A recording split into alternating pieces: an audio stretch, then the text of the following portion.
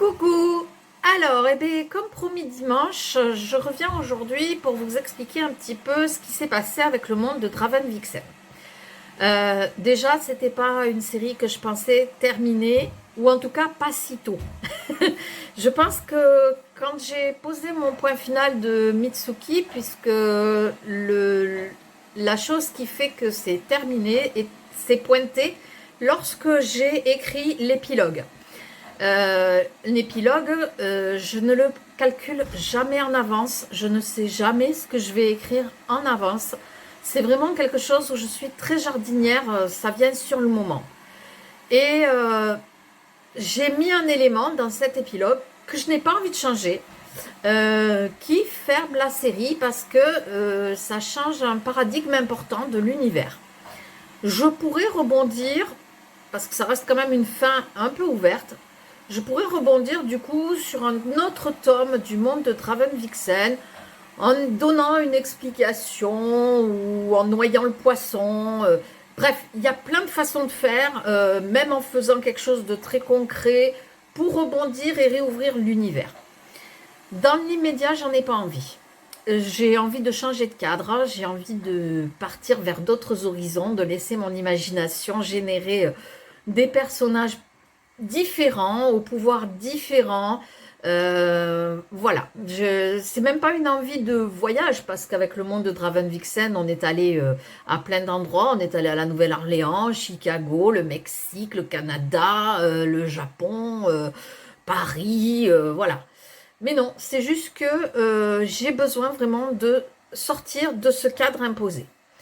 Donc, en d'autres termes, qu'est-ce que ça veut dire vraiment pour le monde de Draven Vixen? Donc, jusqu'à présent, je vous ai toujours expliqué que c'était une série qui pouvait être lue de façon aléatoire, parce que tous les tomes sont indépendants les uns des autres.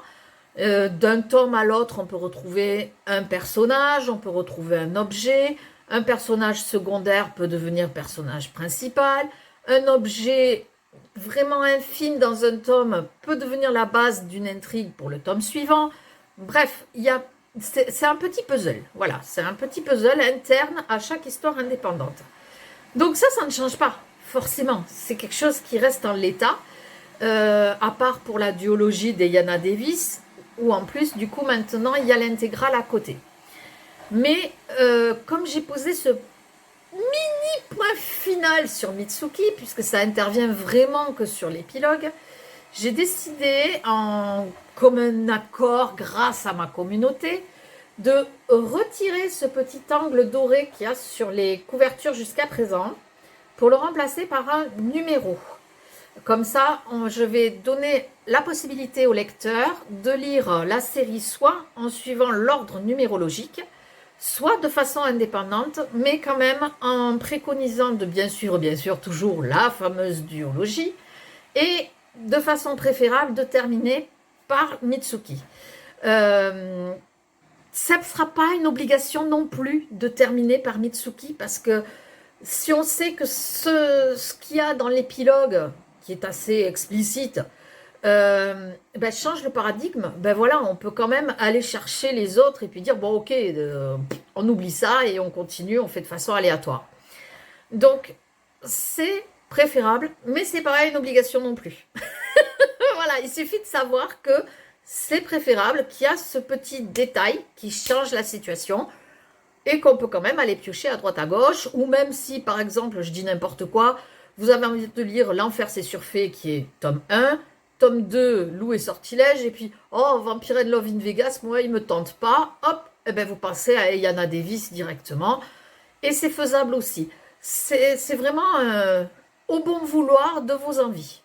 Donc là-dessus, vraiment, ça ne changera pas, ça ne peut pas changer, c'est le concept initial.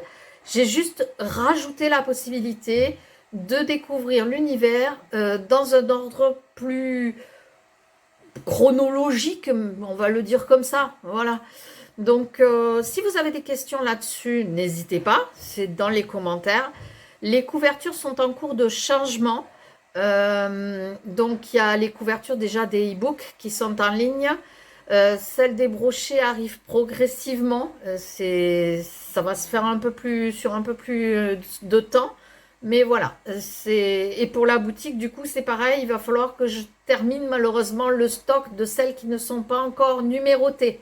Bon, j'en ai pas beaucoup, mais voilà. Donc, sachez-le, c'est en cours de changement, donc je préciserai, même sur la boutique, vous le verrez, quand il y aura plus de stock, je changerai, je mettrai la nouvelle couverture, etc.